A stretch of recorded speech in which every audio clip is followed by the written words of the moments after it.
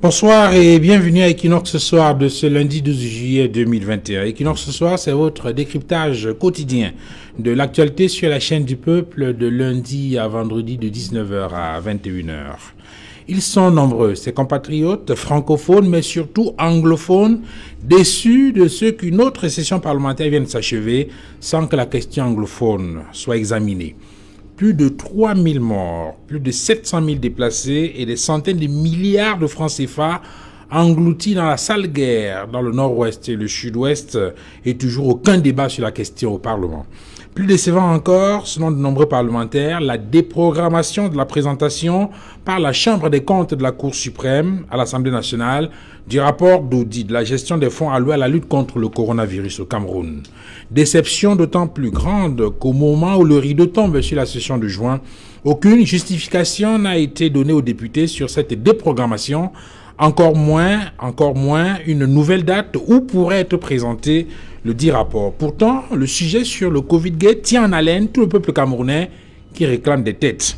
Quoi qu'il en soit, plusieurs projets de loi liés à la coopération économique, à la santé des populations et à la diplomatie ont été adoptés et plusieurs séances plénières spéciales ont été consacrées aux problèmes fonciers, à la question de l'accès à l'eau et énergie électrique ou encore à la qualité du service dans le secteur des télécommunications. Mesdames, Messieurs, à 20h, ce sera la grande édition du journal avec Cédric Noufélé. Derrière le journal, ce sera la deuxième partie d'Equinox, ce soit le débrief, mais tout de suite, le fait du jour.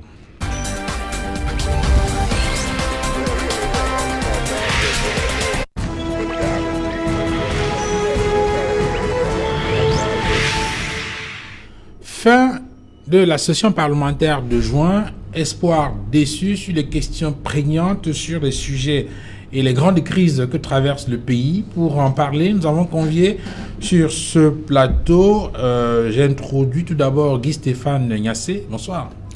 Bonsoir à Equinox TV, bonsoir à vos nombreux téléspectateurs, vos milliers de téléspectateurs, bonsoir à l'ensemble des communicants du Rassemblement démocratique du peuple camerounais, les communicants qui exécutent la stratégie opérationnelle, qui exécutent la stratégie mise en œuvre par le comité central. Merci Guy-Stéphane Niassé, vous êtes communicant du RDPC. Le RDPC, c'est le Rassemblement démocratique du peuple camerounais, le parti au pouvoir. J'introduis également le professeur Aimé Boni. Bonsoir, professeur. Bonsoir Duval Fangwa, bonsoir et merci de m'avoir invité. Merci à tout le peuple camerounais qui regarde attentivement et au quotidien cette émission qui est aussi ce que j'appelle la voix des sans-voix. Et c'est important dans notre pays de pouvoir écouter tout le monde et surtout ceux qui n'ont pas voix au chapitre. Vous êtes enseignant de médecine, vous êtes cardiologue, vous êtes également enseignant à l'université de Douala. Je dois préciser que vous êtes entre le Cameroun et la France. Vous avez également des cours que vous donnez de ce côté-là. Et quand vous êtes là-bas, bien évidemment, vous nous regardez chez Equinox Télévision. Ah ben absolument, tous les soirs, du lundi au vendredi. Je regarde et puis c'est l'occasion pour féliciter mon copanéliste qui est l'un des habitués du plateau. Le docteur Louis. Et je pense que ce genre de leader d'opinion, ce genre est rare au Cameroun malheureusement et je lui dis bravo, il faut continuer. Voilà. Du coup, j'ai introduit le docteur Luisan Essomba. Docteur, bonsoir. Bonsoir Duval Fangwa. Comment va le fan club? Tous les fan clubs sont mobilisés. Tous les fan clubs sont mobilisés. J'en profite donc pour leur passer un bonsoir. Je salue avec respect les autres copanélistes, l'aîné dans le grade, monsieur le professeur. Je salue également, je ne vais pas les oublier, tous les étudiants qui viennent d'achever la phase de session normale, le semestre 2 des examens, espérant que d'ici le 26, nous aurons totalement corrigé pour que nous lancions le rattrapage.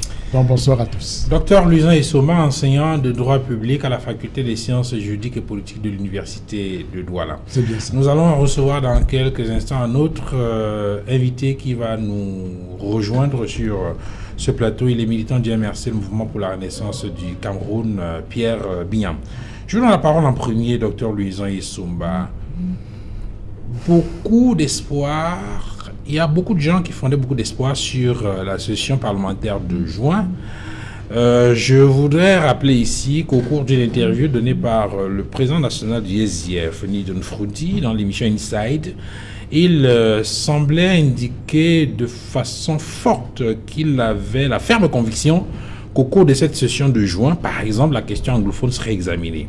La session parlementaire vient de s'achever, la question anglophone n'a pas été portée à l'ordre du jour. Une autre déception aussi, c'est, pour certains, la déprogrammation de la présentation du rapport d'audit sur la gestion des fonds à l'Assemblée nationale par la Chambre des comptes. C'est une autre déception, mais il y a également que malgré tout, la session s'est achevée. Pendant 30 jours, les députés se sont intéressés aux questions, j'ai failli dire usuelles, classiques. L'adoption des projets de loi, on en a vu, sur la coopération économique, sur la santé des populations, et surtout ce fameux exercice des questions orales et écrites aux membres du gouvernement. On a vu un balai des membres du gouvernement devant les députés qui les ont cuisinés parfois pendant plusieurs heures. Est-ce que quand vous regardez tout cela et que vous pesez sur la balance, vous êtes déçu de cette session de juin? Je vais plus que déçu, parce que je voudrais aller tout simplement par des mots classiques. Le Parlement, c'est le lieu où l'on parle. Et le lieu où l'on parle, c'est le lieu où l'on discute et on pose sur la table les problèmes qui minent la société. Et là maintenant, je vais techniquement, je monte du curseur pour indiquer que au Cameroun, il y a deux institutions qui sont détentrices de la souveraineté de l'État. Le président de la République et le Parlement. Alors, quand on le dit, cela signifie, cela suppose très clairement que c'est dans le cadre du Parlement que les problèmes qui minent la société, parce que la loi est l'expression des faits sociaux, est l'expression du fait social. On ne peut prendre une loi que dans le contexte qui justifie le fait social. Alors, aujourd'hui, c'est quand même curieux de s'imaginer que le Parlement, lieu où l'on parle, où l'on discute et pose les problèmes qui minent la société, ne puisse pas jusqu'ici inscrire un sujet comme celui-là à l'ordre du jour, qui mine en réalité l'État du Cameroun. Vous avez évoqué tout à l'heure les chiffres. Les chiffres sont effroyables. Mais jusque-là, jusqu'ici, la question de la crise anglophone n'est pas posée et discutée à l'Assemblée nationale. Où se trouvent les raisons de ce manquement? Est-ce que c'est dans le fonctionnement des institutions ou au niveau de la configuration de ce Parlement?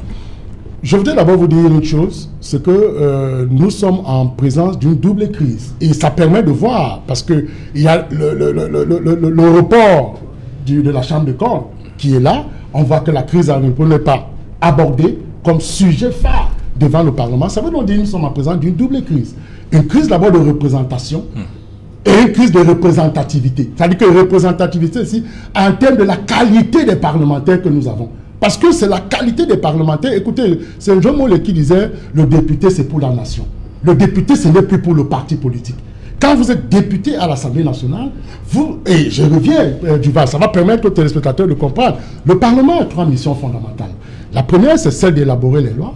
La deuxième, c'est celle du contrôle de l'action gouvernementale. Et la troisième, c'est celle de représentation. Et la représentation ici se justifie sur le point que l'Assemblée nationale représente le peuple, alors que le Sénat représente les collectivités territoriales décentralisées. Ce qui signifie donc que le lieu par excellence où l'on doit aborder la question de la crise anglophone, c'est l'Assemblée nationale. Pourtant, cette crise dure depuis pratiquement 5 ans aujourd'hui. On se souvient qu'en 2017, des députés SDF avaient d'ailleurs tenté de bloquer des séances du Parlement pour faire inscrire à l'ordre du jour la question anglophone. C'était peine perdue. Jusqu'aujourd'hui, la question n'est pas inscrite au Parlement. Alors, Duval, Fangwa, je voudrais interpeller ici les députés du RDPC qui ont une majorité obèse, en leur indiquant que quand on est député, on n'est plus député d'un parti. On est député pour la nation. On défend maintenant les intérêts de la nation. Ce ne sont plus les intérêts partisans. C'est vrai, la majorité obèse peut leur permettre, et ça se voit, c'est-à-dire qu'ils peuvent par là jour dilatoire refuser d'inscrire, parce que même dans l'inscription des thèmes à l'ordre du jour, ça se fait par le fait majoritaire. Et vous voyez qu'à partir de là, s'il faut aller par le fait majoritaire, c'est en cela qu'il y a blocage institutionnel. Ça veut donc dire tout simplement que le fait majoritaire pourrait être une des causes de la non-inscription de ce thème à l'ordre du jour, mais aussi la mauvaise volonté institutionnelle. Parce que là, cela ne s'explique pas vraiment. Je cherche des arguments pour essayer de comprendre pourquoi le point n'est pas inscrit à l'ordre du jour. Techniquement, idéologiquement, je n'arrive pas à comprendre. Alors, Guy-Stéphane Niasse, vous êtes interpellé, vous, RDPC, c'est vous qui avez une grande majorité de députés à l'Assemblée nationale.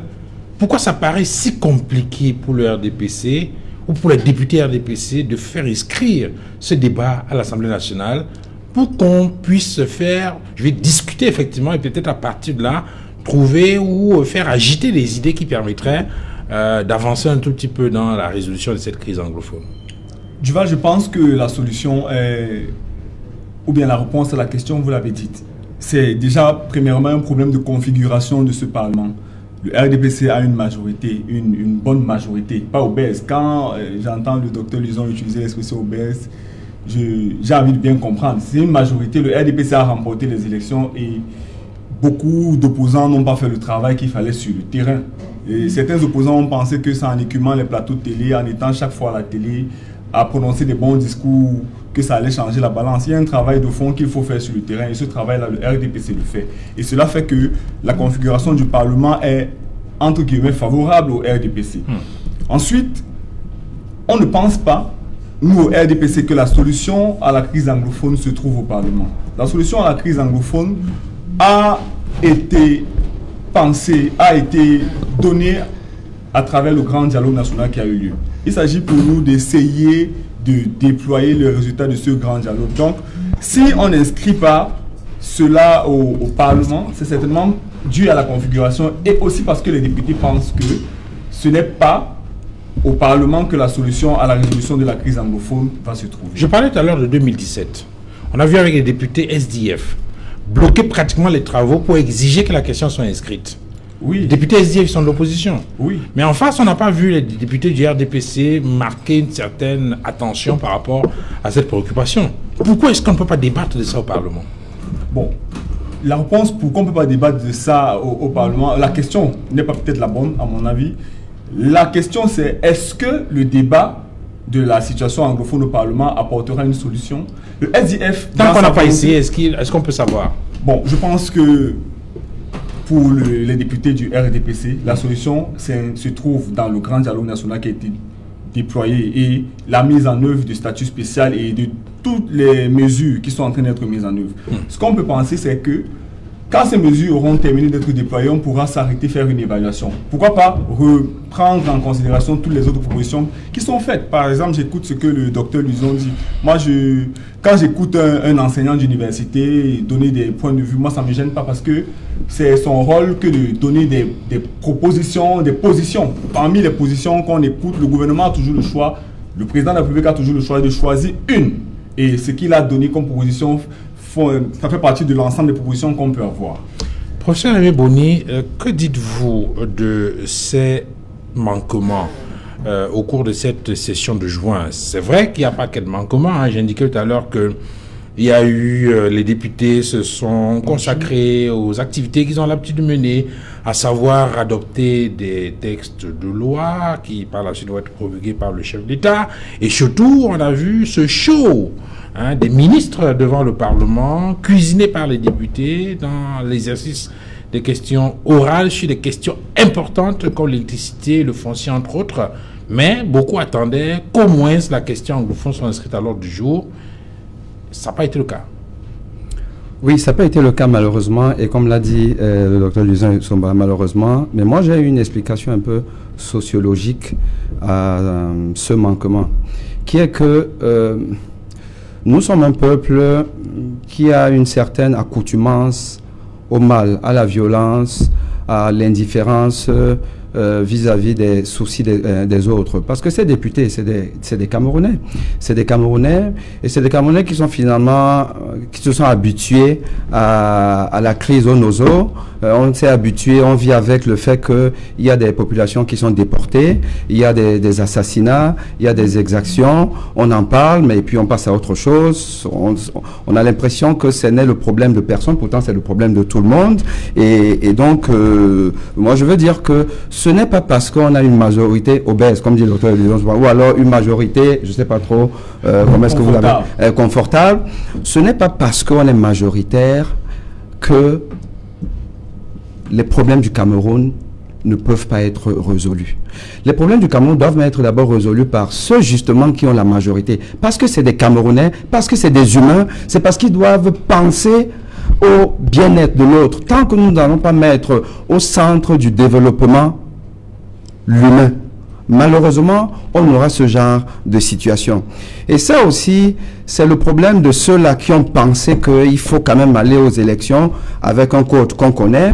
Il faut aller aux élections, il faut avoir quelques députés. Et une fois qu'ils ont eu des députés, what next? Qu'est-ce qu'ils font? Justement, ils ne feront pas qu'ils ne veulent rien faire. Parce qu'on a vu, on va peut-être parler des côtés positif de cette session. Hein. On a vu le député et président du PCRN qui a vraiment été très offensif dans la question de l'eau, l'électricité. Je pense des eurobonds aussi. Oui, on en parlera. Oui, il fait son job, mais c'est un job que tout le monde peut faire. En réalité, parce que tout le monde est conscient de ce que l'État a pu obtenir en Europe en termes d'eurobonds. Moi, je ne suis pas économiste, mais il ne faut pas être économiste pour comprendre que, franchement, on n'a pas été bon du tout. Et donc, il a posé la question. Mais il n'a pas le poids nécessaire, le quorum nécessaire pour pouvoir inverser la tendance. Et ça, il le savait. Tous ces députés de l'opposition qui sont partis là-bas, ils savaient qu'ils ne pourront rien. Alors, s'agiter, c'est bien, mais être efficace, c'est mieux. Et quand on n'est pas efficace, il faut redéfinir la représentativité du peuple au Parlement, parce qu'avec ça, on ne pourra pas avancer. Donc il y a un blocus. Et il faut qu'on soit... Et donc ils sont aussi quelque part, moi je dis qu'ils sont aussi quelque part responsables de ce que nous n'avançons pas, et que, comme a dit le représentant du RDPC, ce n'est pas au Parlement que les problèmes vont être résolus. Ça, c'est grave d'entendre ça. C'est grave que le Parlement, parce que c'est une façon de dire que le Parlement, c'est juste une façade. Et ça, il le dit en d'autres termes. Et c'est grave. C'est grave. Pierre Bihan, quel est, je veux dire, est-ce que vous attendiez grand-chose de cette session de juin? Est-ce que vous êtes déçu? Ou bien vous dites, bon, ça ne devrait être qu'une session comme celle que nous avons très souvent. Bonsoir et bienvenue sur le plateau. Bonsoir Duval, bonsoir à tous mes copanélistes. Et je voudrais ici profiter de cette tribune pour adresser un salut patriotique à tous les prisonniers politiques du mouvement pour la renaissance du Cameroun. Victoire, victoire, victoire. Alors, s'agissant de cette soi-disant session parlementaire de juin qui s'est tenue... Comment soi-disant? C'était une session parlementaire. Parlant de cette soi-disant session parlementaire qui s'est tenue il y a quelques jours, nous avons attiré l'attention à travers une déclaration du président élu, président national du MSC, son Excellence Maurice Kamto. On a attiré l'attention de l'Assemblée nationale sur le rétropédalage qu'il a fait concernant le rapport de la Chambre des comptes sur la gestion des fonds Covid. Ils ont annoncé que ce rapport ferait l'objet de débats, et presque 24 heures avant cette session, ils ont fait rétropédalage.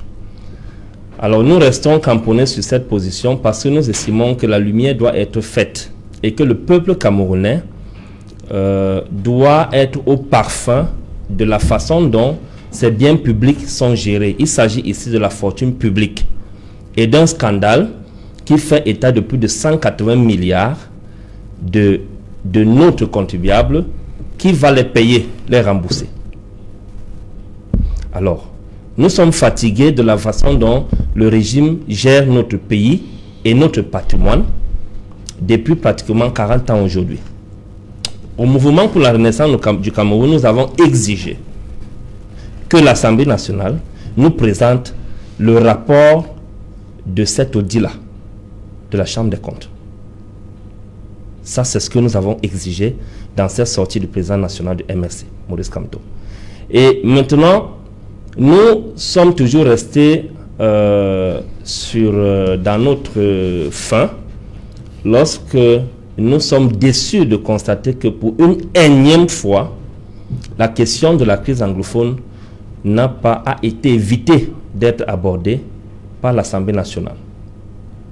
Si l'Assemblée nationale refuse tout le temps de débattre sur la résolution de cette crise qui a déjà décimé des milliers de nos compatriotes, qu'ils soient du côté des séparatistes ou du côté de l'armée républicaine ou des civils, ça veut dire que je rejoins ce que mon voisin, le professeur Boni venait de dire tout à l'heure. Est-ce que le gouvernement camerounais, le régime de Yaoundé, a l'humain au cœur de ses préoccupations? Vous ne pouvez pas me dire qu'une question qui décime sa propre population, tout le temps, passe inaperçue ou refuse d'être évoquée.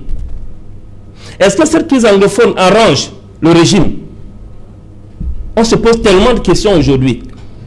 Donc, tout le reste de simagrées, de cinéma, de scènes, d'acteurs de Hollywood, que ces députés, hommes d'affaires, businessmen, businesswomen ont fait pendant ce mois de juin, ça nous importe peu.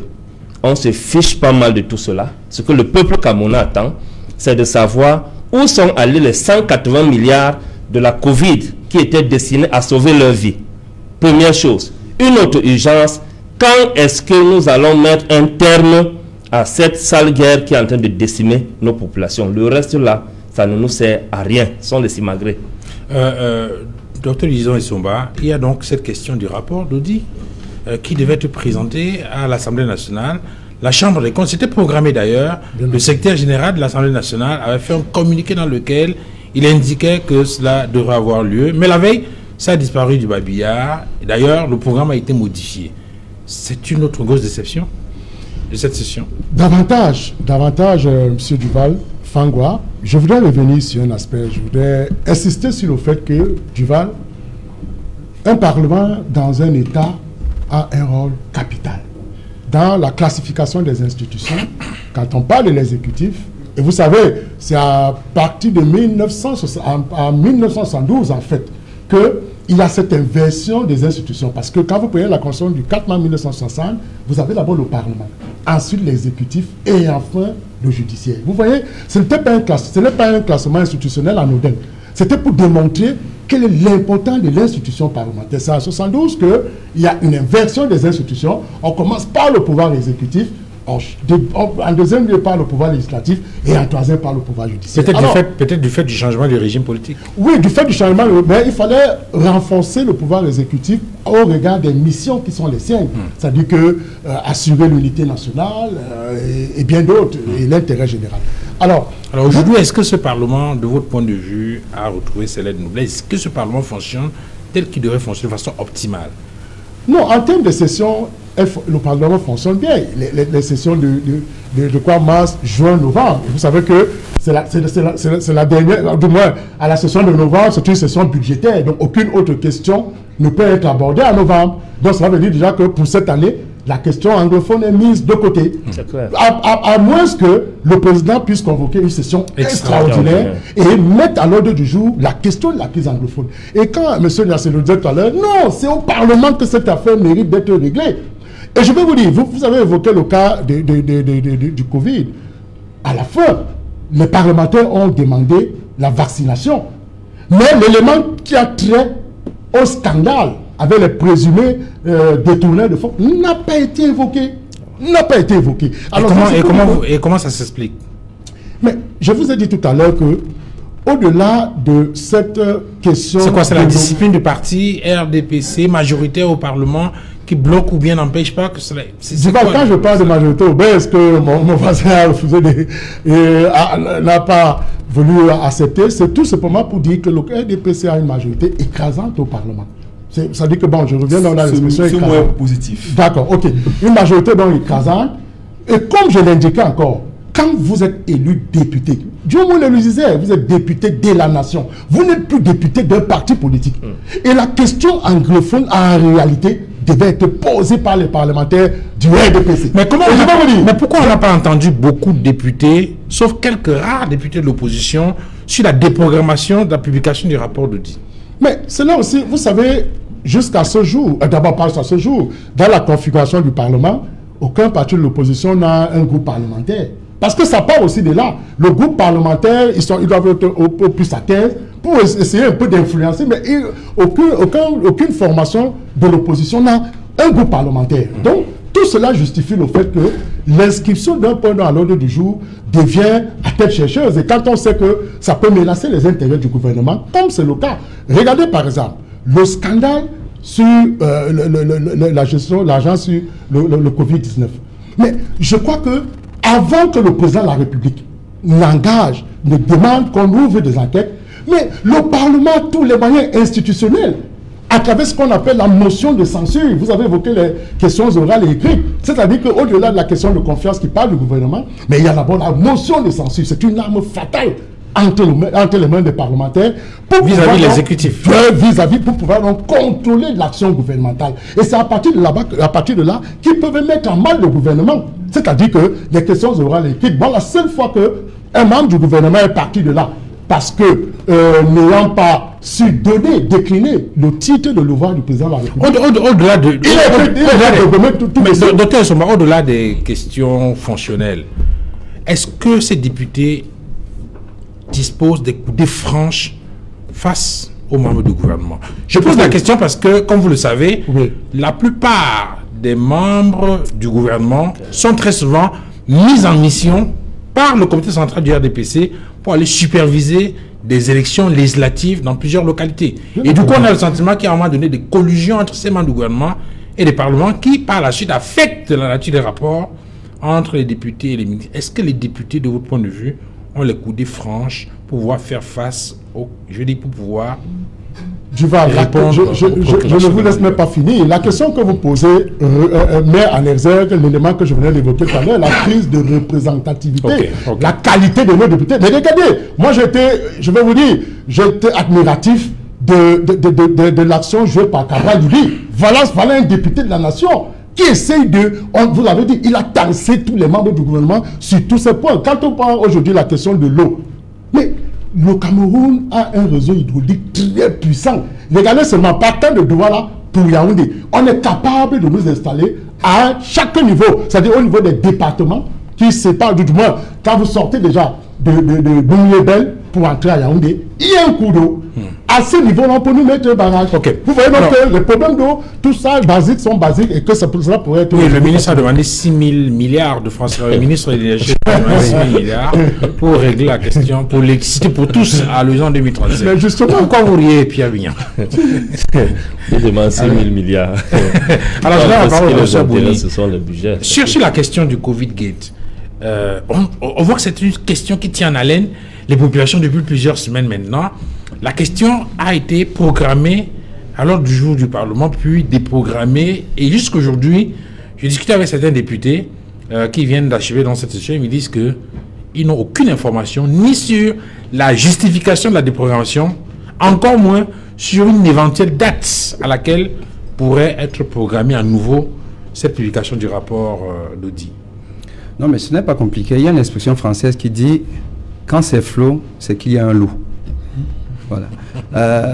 Quand on ne parle pas, quand on reporte, ça veut dire que on est mal à l'aise avec la question posée. Ce n'est pas compliqué. Est-ce qu'il y a des détournements? Il y a des détournements.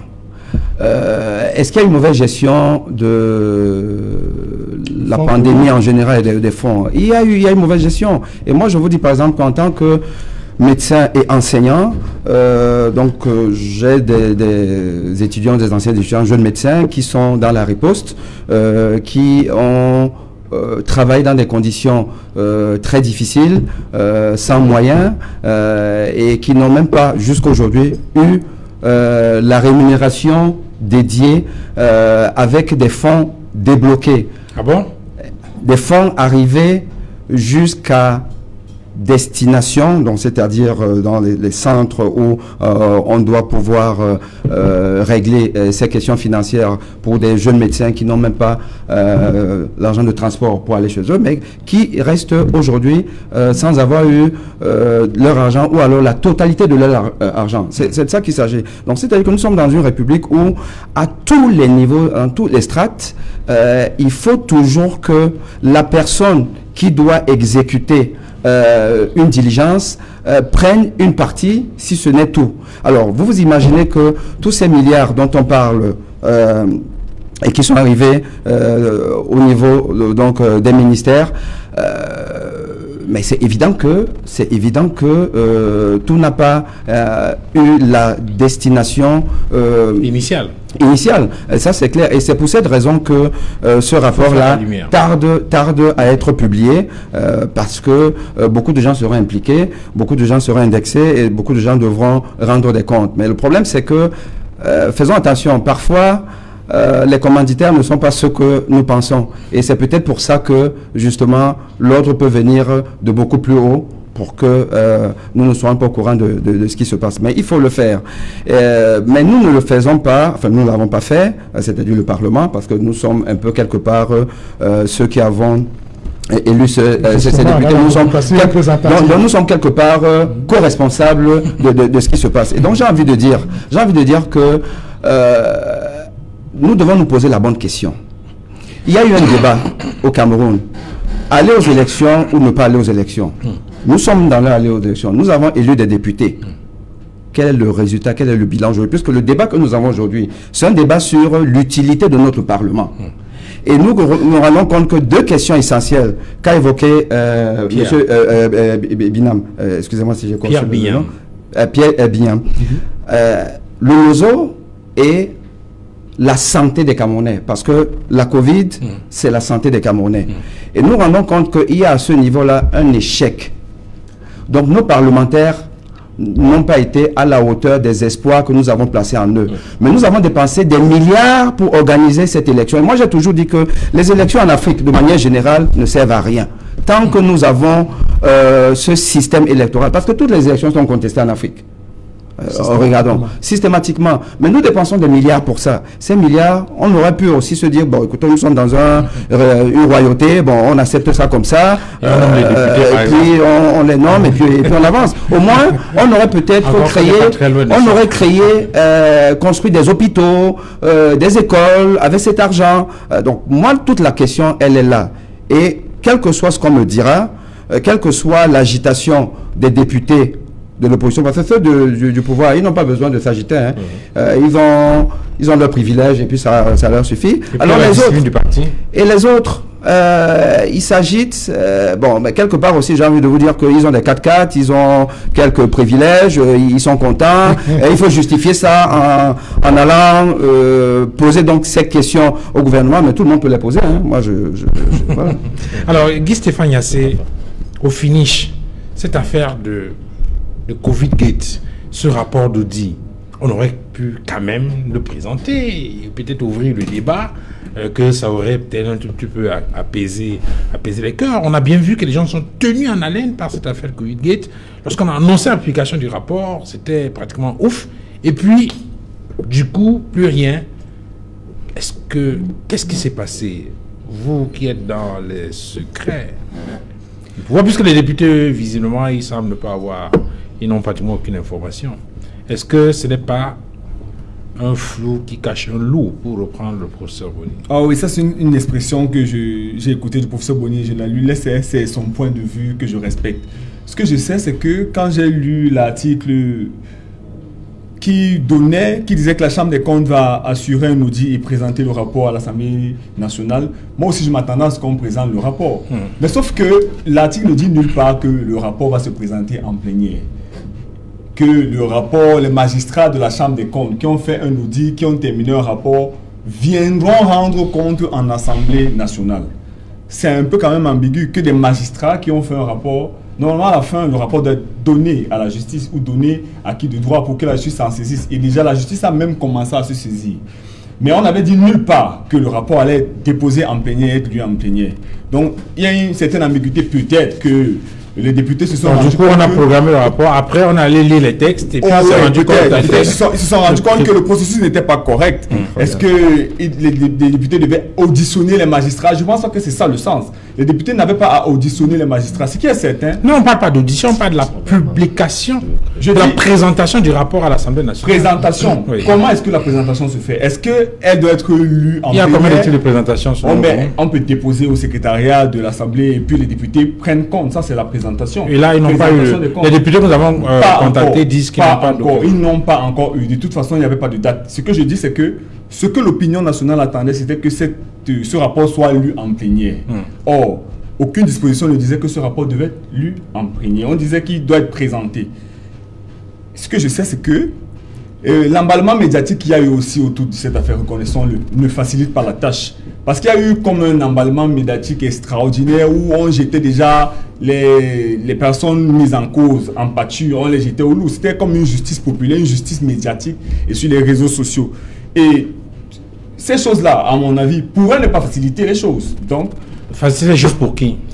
Pour la justice, pour la justice. Et j'aimerais dire que le MRC est disqualifié pour parler de cela. Parce qu'au début... Parler de quoi? C'est pas des Camerounais. Laissez-moi. C'est pas des Camerounais. C'est moi qui ai la parole. Arrêtez de raconter quand même n'importe quoi sur un plateau. Parce que la fibre monopole du cœur, la fibre parler au nom des citoyens, moi je ne la reconnais pas au MRC sur ce plateau. Le MRC ne peut pas parler au nom de tous les citoyens en disant que nous sommes fatigués. Le MRC...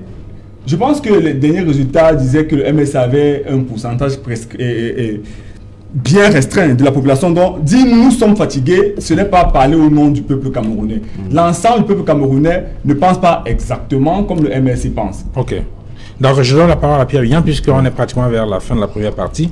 Pierre Bignam, 2 éléments apparaissent dans le développement de Guy Stéphane Niasse pour justifier la non-présentation par la Chambre des comptes à l'Assemblée nationale du rapport d'Oudi sur la gestion des fonds Covid.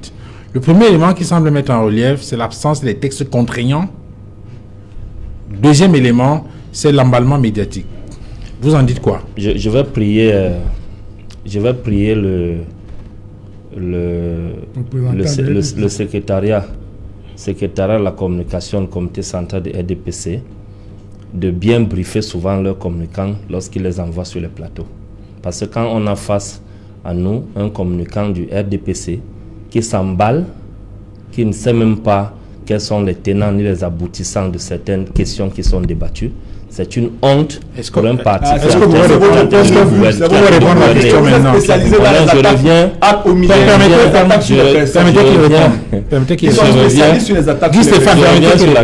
On parlait de la présentation. C'est l'Assemblée nationale elle-même qui a fait ce communiqué. De faire cette présentation du rapport de l'audit de la Chambre des comptes. On ne les a pas forcés de faire ce communiqué. Maintenant, il veut rentrer dans les débats de comment est-ce qu'on devait faire la présentation ou pas. Comment est-ce qu'on présente les rapports d'autres activités qui sont menées dans d'autres départements ministériels et autres. Donc, il y a une formule de présentation qui est standard. Faire rétropédalage et sans donner une raison valable pour laquelle vous ne l'avez pas fait, c'est une honte. C'est une honte. Et ça pose une fois de plus un problème de la crise de légitimité.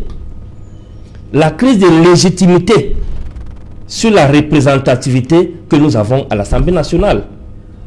Lorsque vous partez élire des gens dans des zones en guerre, je prends le cas du nord-ouest et du sud-ouest, vous partez organiser des parodies d'élections pour élire des gens et venir les présenter au peuple comme étant les représentants de ce peuple-là.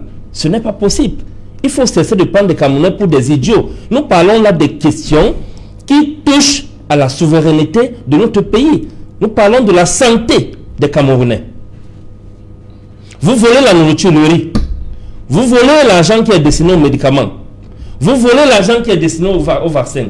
Vous volez tout finalement. Et qu'est-ce que vous allez laisser au peuple camerounais? Donc, moi, je reviens sur cette position. Le MRC est clair là-dessus. Nous attendons que ce rapport d'audit de la Chambre des comptes sur les fonds Covid nous soit présenté par l'Assemblée nationale. Nous exigeons cela parce que c'est l'argent du contribuable camerounais. Le Cameroun a déjà plus de 10 000 milliards de dettes publiques que des générations futures vont payer. Des dizaines de générations futures, sans être même capable de rembourser la totalité de cette dette, sinon même 75% de cette dette.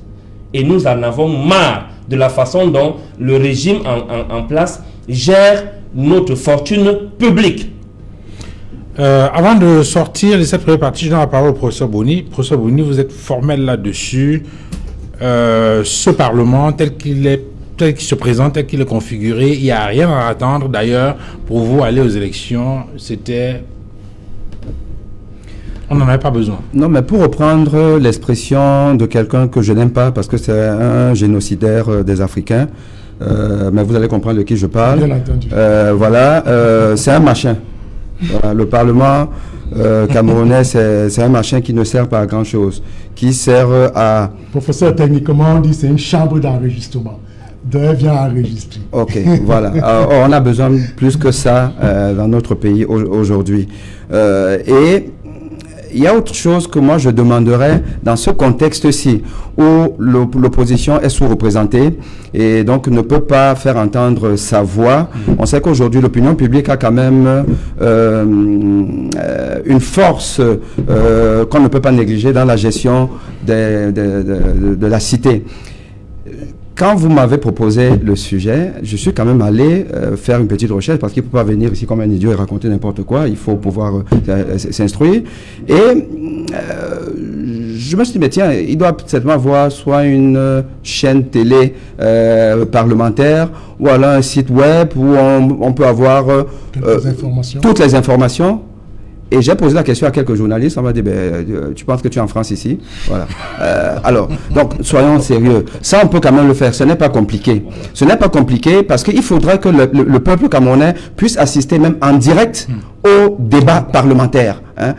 Qu'on puisse assister en direct à ça, qu'on puisse revoir en streaming sur une chaîne YouTube parlementaire, qu'on puisse comprendre comment est-ce que nos représentants exercent leurs fonctions, est-ce qu'ils ont du mérite ou pas, comment est-ce que l'exécutif, les ministres, parce qu'il y en a qui sont... Ça permet de faire l'évaluation. Qui sont bons, hein, il y en a qui défendent leur dossier avec les moyens qu'ils ont. Hein. Tout n'est pas mauvais, il faut le dire. Mais on doit le savoir autant pour moi. Nous sommes l'arbitre de la gestion de la cité camerounaise. Et ça, je demande quand même aux parlementaires de penser à ça. Aujourd'hui, nous sommes dans un monde...